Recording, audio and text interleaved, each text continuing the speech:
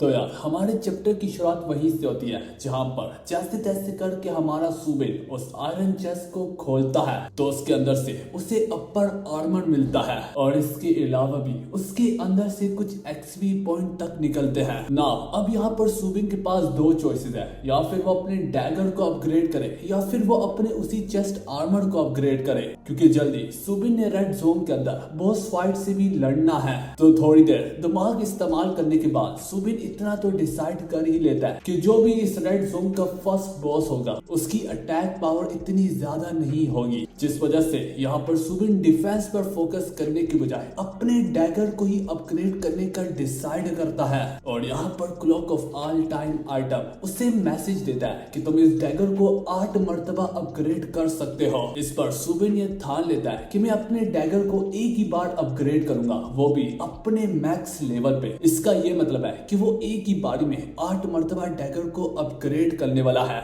और इसके लिए इसके 9 सिल्वर कॉइन इस्तेमाल होंगे। तो यार हमारा सुबिन जैसे तैसे करके 9 सिल्वर कॉइन अपने खर्च ही करता है, वो डैगर तुरंत से अपग्रेड हो जाता है और पहले से कई गुना ज्यादा पावरफुल बन जाता है। सुबिन अपने डैगर को टेस्ट करने के लिए जैसे तैसे करके उससे लहराता ही है। सुबिन को पहली बार लहराने से इतना एहसास हो जाता है कि हाँ यार अब ये डैगर एक नए लेवल पे पहुंच चुका है। अब सुबिन इसी बात पर सोचने लगता है मैं काफी ज्यादा लकी हूँ कि मैंने अपनी पिछली जिंदगी में 999 फ्लोर को क्लियर कर दिया था। इसी वजह से अब गेम ने मुझे ये रिवार्ड दिया है क्लॉक ऑफ ऑल टाइम, जो कि मेरी इस मामूली डैगर को इतना ज्यादा पावरफुल बना दिया। अब यहाँ पर सुबिन अपने जर्नी में आगे बढ़ने लगता है। वो ठान लेता है कि वो जल्द से जल्द इस रेड जोन को क्लियर करेगा। दोस्तों इस रेड जोन को क्लियर करने के बाद ही हमारा सुबिन इस टावर के अंदर एंटर कर सकता है, वो भी फर्स्ट फ्लोर पर। अब वो जैसे जैसे करके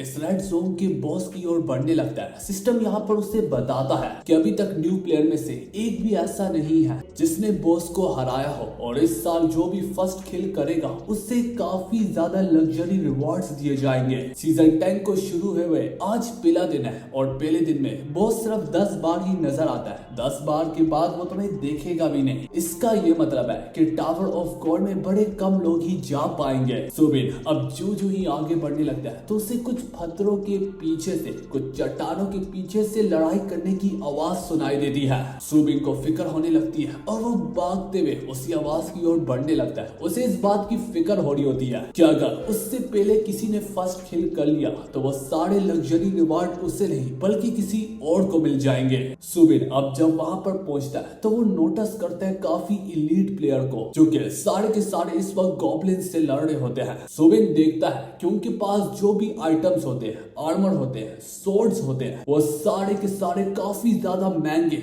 लग्जरी और इलीट होते हैं। दोस्तों अगर आप लोग सोच रहे हैं कि इन प्लेयर्स के पास इतनी इलीट आइटम कैसे आए, तो मैं आप सभी को बताता चलूं, दरअसल ये लिन फैमिली की जो बड़ी बेटी है ये सारे के सारे उसके ही चमचे हैं। दोस्तों लिन फैमिली का जिक्र हमने सेकंड चैप्टर में किया भी था। हम देख पाते हैं एलीट फैमिली की बड़ी बेटी अनाया बस वहां पर खड़े होकर अपने चमचों को ऑर्डर्स देती चली जा रही होती है। उसकी बगल में मौजूद उसका स्पेशल बॉडीगार्ड जैंग भी मौजूद होता है। जैंग बताता है जिस स्पीड से हम आगे बढ़ रहे हैं लगता है सीजन 10 में हम ही वो पहले बंदे होंगे जो कि फर्स्ट किल करेंगे। पर इस पर अनाया उसे मना करती है और वह बताती है कि ली और बो फैमिली के बंदों को भी हल्के में मत लो, उनके पास भी हमारे जैसे ही सब कुछ पाया जाता है। वो जरूर या फिर हमसे आगे होंगे या फिर हमारे आसपास ही होंगे, हमें उन पे कड़ी नजर रख के बैठना होगा। वो ये सारी की सारी बातें कर रही होते हैं कि इसी बीच में अनाया की नजर हमारे सुबिन पे पड़ती है, जो कि इस पत्थर के पीछे छुप के बैठा हुआ था। अनाया उसे कहती है सामने आओ। सुबिन निकलते सारी यहाँ पर अनाया को हेलो कहता है और वो बोलता है तुम जो कर रही हो वो करते रहो, मैं तो बस यहाँ से गुजर रहा था। जैंग यहाँ पर सुबिन से पूछता है ए लड़के तुम दूसरे लेवल पे हो तो आखिर तुम्हारी टीम कहाँ पर है। हमारा सुबिन थोड़ा सा नर्वस होते हुए कहता है कि मेरी कोई टीम नहीं है, मैं यहाँ तक सिर्फ अकेला ही पहुंचा हूँ। जो सुनते सारी अनाया के पैरों तले इस जमीन खिसक जाती है। उसे अपने कानों पर यकीन नहीं आ रहा था जिससे वो सुन रही होती है कि इस वक्त जहाँ पे मैं मौजूद हूँ रेड जोन की गहराइयों में, यहाँ तक पहुंचने में तो मुझे टीम के साथ आधा घंटा लगा, तो तुम मुझे बता रहे हो ये मामूली दूसरे रैंक का लड़का मेरे तक जा पहुंचा पहुंचा, वो भी बिना किसी टीम के। अब यहाँ पर सुबिन खतरे को महसूस कर पाता है, जिस वजह से वो यहाँ पर लेडी अनाया को बाय करके जाने लगता है। पर ज़ैंग यहाँ पर सभी का ध्यान हमारे सुबिन की ओर करवाते हुए कहता है कि इस साले को इतनी आसानी से यहाँ से जाने मत देना। ये इस मौके से फायदा उठा रहा है कि सारे के सारे गॉब्लिन्स हम पर टूट रहे हैं और ये फौरन से आगे बॉस फाइट लड़ने चला जाएगा, ताकि ये फर्स्ट खेल करके सारे के सारे लग्जरी रिवार्ड हमसे पहले ले सके। उसकी बात में दम होता है, जिस वजह से अनाया अपने सारे के सारे चमचों को ऑर्डर्स देती है, इस दूसरे रैंक वाले प्लेयर को यहाँ से बच के जाने मत देना।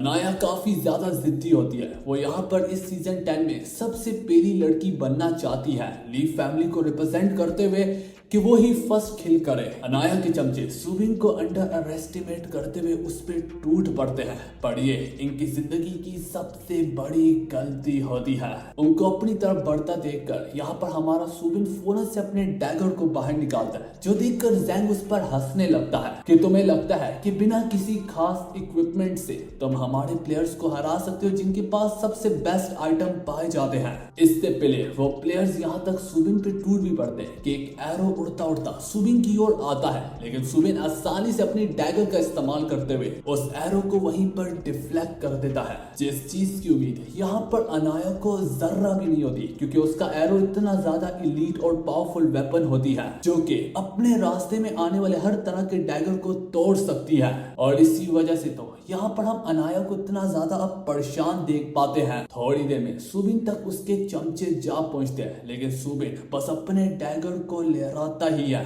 और बस देखते देखते वो क्रिटिकल हिट से उन सारे के सारे प्लेयर्स का वहीं पर काम तमाम कर देता है। ये देखकर अब ज़ैंग की आंखों के आगे अंधेरा सा छाने लगता है, वो काफी ज्यादा चौंक जाता है। वो सोचने लगता है कि ये सुबिन नामी प्लेयर ने आखिर कैसे उनके इतने खतरनाक आर्मर को पेंट्रेट कर डाला। सुबिन अब धीरे धीरे करके आगे बढ़ रहा होता है, उसके जिस्म से वो भड़कते हुए शोले, वो ओरा सा बाहर निकल रहा होता है। अब सुबिन एक के बाद एक प्लेयर को मारता चला होता है और काटता चला जा रहा होता है। मेरे भाई लोगों, ज़ैंग अब डर के मारे आगे आता है। वो कहता भी है कि सुबिन, तुम्हें पता नहीं हम कौन लोग हैं, हम ली फैमिली से बिलोंग करते हैं। तो यहाँ पर सुबिन एक कातिलाना मुस्कुराहट के साथ कहता है, मुझे एक घंटा फर्क नहीं पड़ता तुम कौन हो, मैंने कहा कि मैं तुम्हें काट डालूंगा तो मैं तुम्हें वाकई में काट डालूंगा। उसकी ये बातें सुनकर अब ज़ैंग के पसीने छूटने लगते हैं, क्योंकि उसने इतनी आसानी से उसके चमचों को सुला दिया। तो यहाँ पर फाइनली अनाया अपनी खामोशी को तोड़ते हुए कहती है, ज़ैंग अपना मुंह बंद करो और पीछे हटो। इसके बाद यहाँ पर अनाया हमारे मेन कैरेक्टर सुबिन से कहती है कि अगर ये बात है तो मेरे पास तुम्हारे लिए एक ऑफर है। तो दोस्तों, आखिर वो ऑफर क्या हो सकती है वो तो हमें फिलहाल आगे आने वाले चैप्टर्स में ही पता चलेगा। तो फिलहाल के लिए खुदा हाफिज को या फिर नमस्ते। नेवरदलेस जाना तो मुझे पड़ेगा ही।